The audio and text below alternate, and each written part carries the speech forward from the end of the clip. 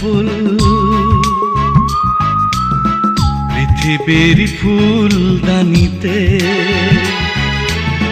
বিচিত্র ফুলেরই বসে আড়ং,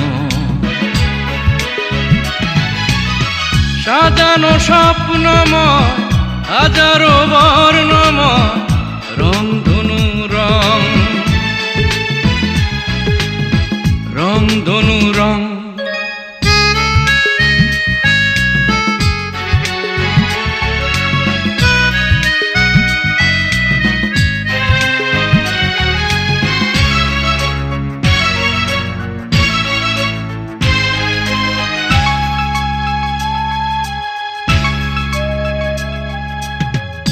এই পাশাপাশি এই হাসাহাসি, মনে মনে আশা নিয়ে ভালোবাসাবাসি,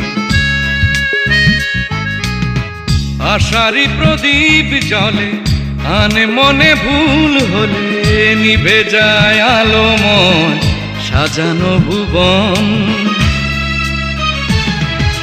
জীবন একটা ফুল, পৃথিবীর ফুলদানিতে বিচিত্র ফুলেরই বসে আড়ং, সাজানো স্বপ্নময় হাজারো বর্ণময় রংধনু রং, রংধনু রং।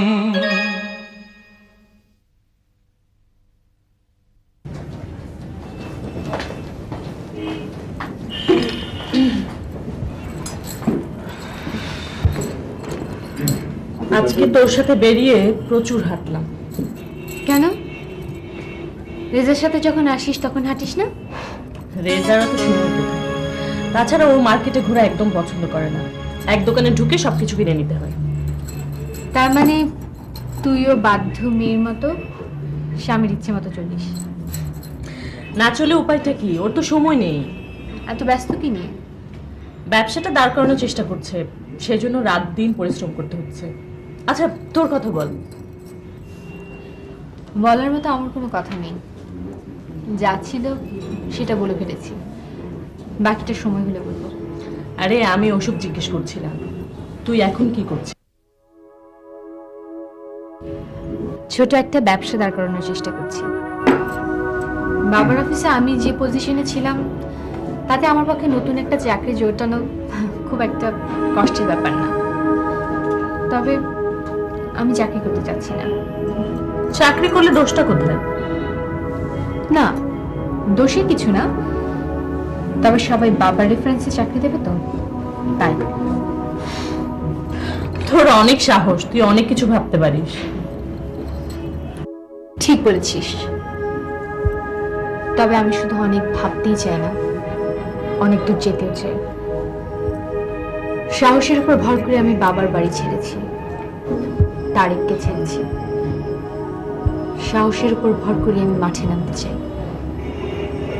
আমি এসপার ওসপার দেখতে চাই। যাই, আমি একটু ফ্রেশ হয়ে আসি।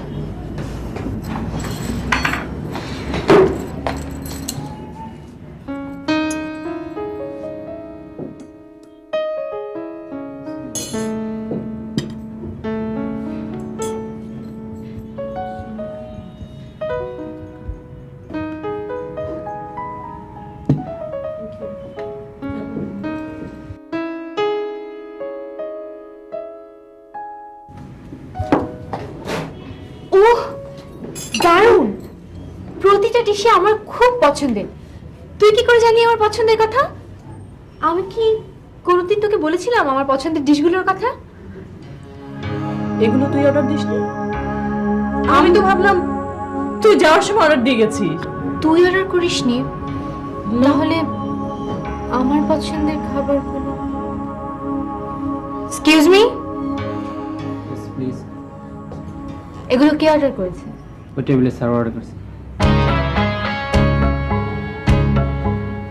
এগুলো আপনি নিয়ে যান। বিল পেড হয়ে গেছে। এগুলো আমি অর্ডার করিনি, আপনি এগুলো নিয়ে যান। দিন আউট। কোথায় যাবি? আমার তো খিদা পেয়েছে। আমরা অন্য রেস্টুরেন্টে যাব, চল।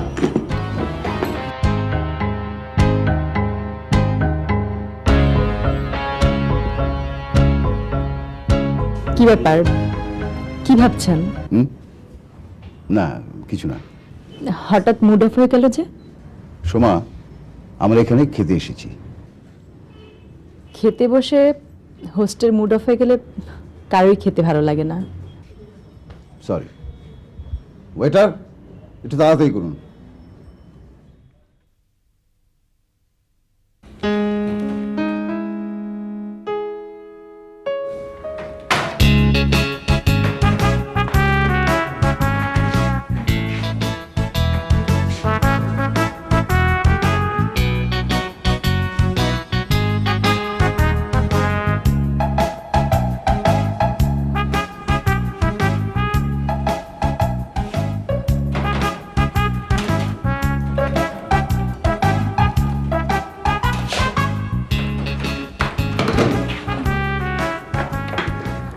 আসসালামু আলাইকুম ম্যাডাম, ভালো আছেন?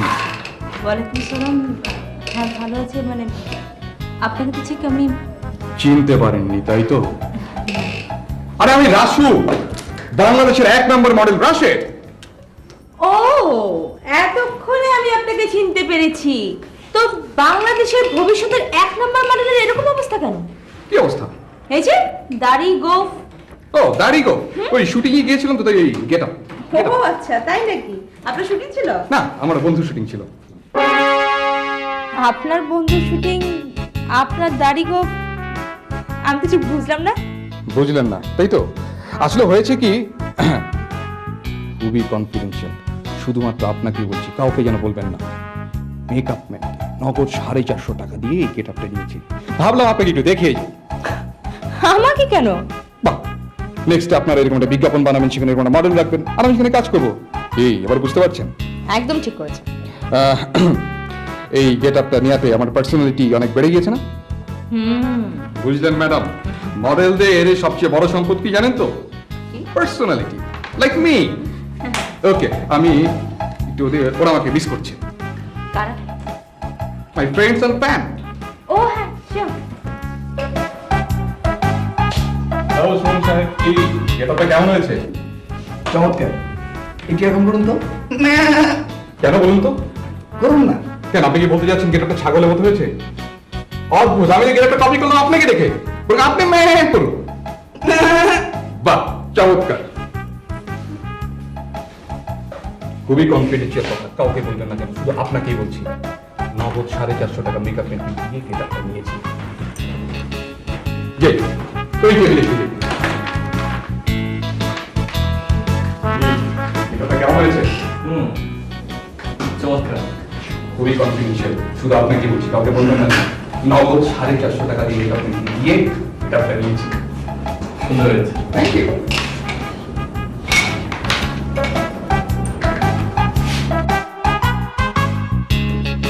হ্যালো, জি বলছি। কোন কাজ? জি, কাজটা করতে আমরা ইন্টারেস্টেড। কি বললেন? কাজটা যেন আমরা না করি। আপনি কে? কাজটা আমরা করবো কি করবো না সেটা আমাদের সিদ্ধান্ত, আপনার নয়।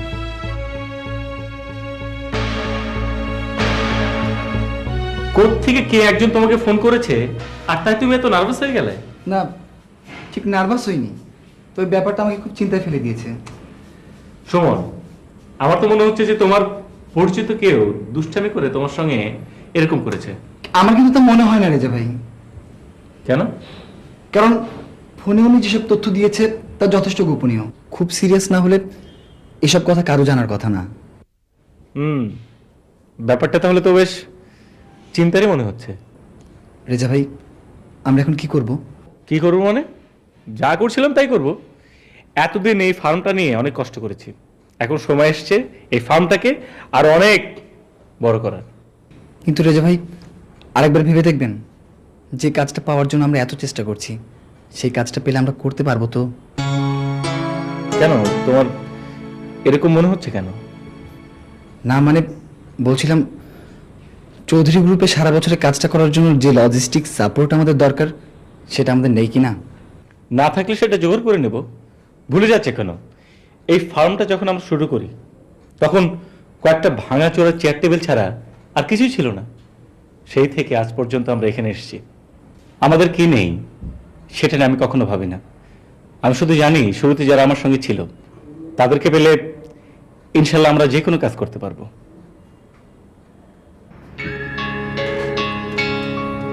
অনেকদিন পর দেখা, তাই না?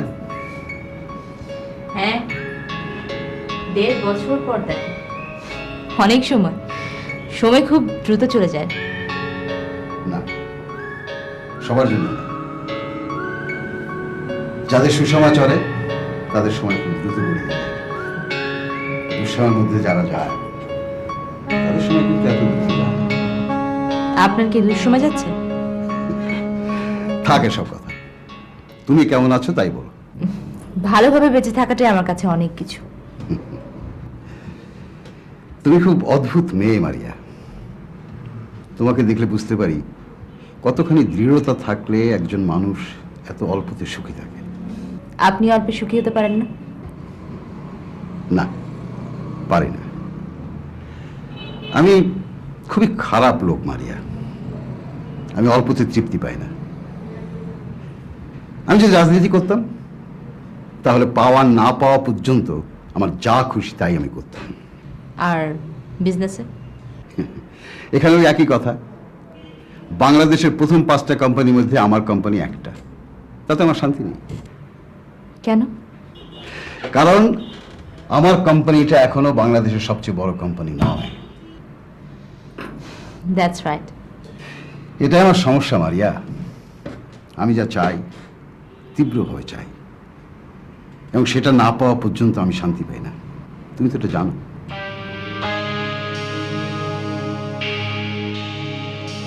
সেটা পেলে কি শান্ত হন? তুমি খুব বুদ্ধিমান মেয়ে মারিয়া। আমার কোশ্চেনের অ্যান্সার কিন্তু এটা না। না, শান্ত হই না। কারণ এরপর আমার সামনে আরো কিছু এক্সট্রা পাওয়ার আকাঙ্ক্ষা তৈরি হয়।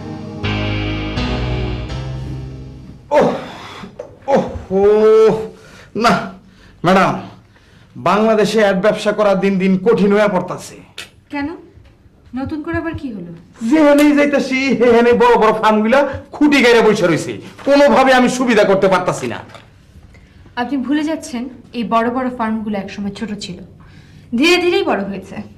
সেই কথা আমিও জানি, সেই ভরসাতেই লাগিয়ে রয়েছি। তাই ম্যাডাম, কোনো ক্লায়েন্ট না পাইলেও একটা ক্লায়েন্ট কিন্তু আমরা ঠিকই পাবো। তাই নাকি? তো ক্লায়েন্টটা কে শুনি? কেন? চৌধুরী গ্রুপ। অবাক হইতেছেন কেন ম্যাডাম? ইনফ্যাক্ট চৌধুরী গ্রুপের কাজটা পাবো বলে তো আমি আপনার সাথে কাজ করতেছি। কাজ শুরু করার আগে আপনি এমন কোনো কথা আমাকে বলে নেননি। আমি ভাবছিলাম আপনি স্বাভাবিকভাবেই চৌধুরী গ্রুপে টার্গেট করবেন। আপনি ভুল ভেবেছেন। চৌধুরী গ্রুপের কোনো কাজে আমি নেই। আহা ম্যাডাম, আপনি এত অস্থির হইতেছেন কেন? আমরা তো স্বাভাবিকভাবে আগাইতেছি। চৌধুরী গ্রুপের সাথে আমার ব্যক্তিগত বিরোধ আছে।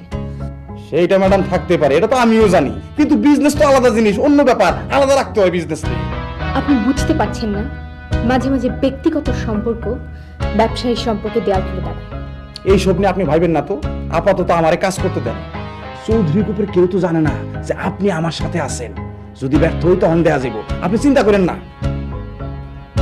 চৌধুরী গ্রুপের কেউ যেন জানতে না পারে এই অ্যাড ফার্মে আমি আপনার সাথে আছি। এই প্রপোজালগুলো তৈরি করা হয়ে গেছে। আচ্ছা, প্রত্যেকটা কোম্পানিতে আলাদা আলাদা ভাবে যে আপনি নিজ হাতে এই প্রপোজালগুলো দিয়ে আসবেন। ঠিক আছে ম্যাডাম, আমি নিজ হাতে প্রত্যেকটা কোম্পানিতে দিয়ে আসবো। কারণ এই অ্যাড ব্যবসায় আপনি আমার 20% শেয়ার দিচ্ছেন না, কথাটা আমার মনে আছে। এই ব্যবসা আমারও, আমি আসি।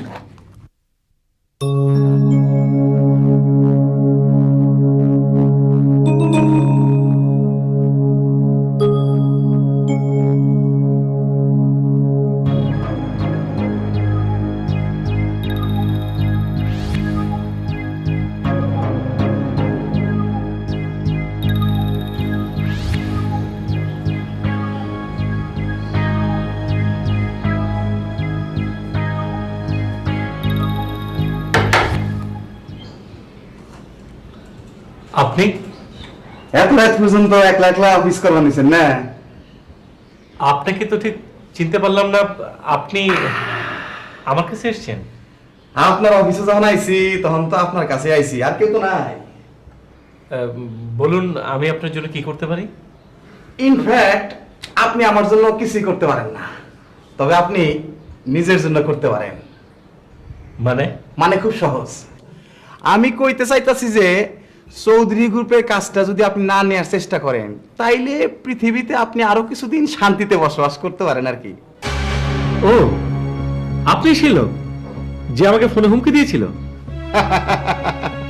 ঠিকই ধরছেন মিস্টার রেজা।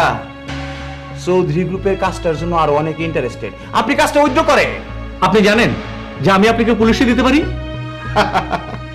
মিস্টার রেজা, আমি একজন প্রফেশনাল লোক। আপনি পুলিশের কাছে কিছুই প্রমাণ করতে পারবেন না। এই যে কেউ তো নাই, কোনো রেকর্ড নাই।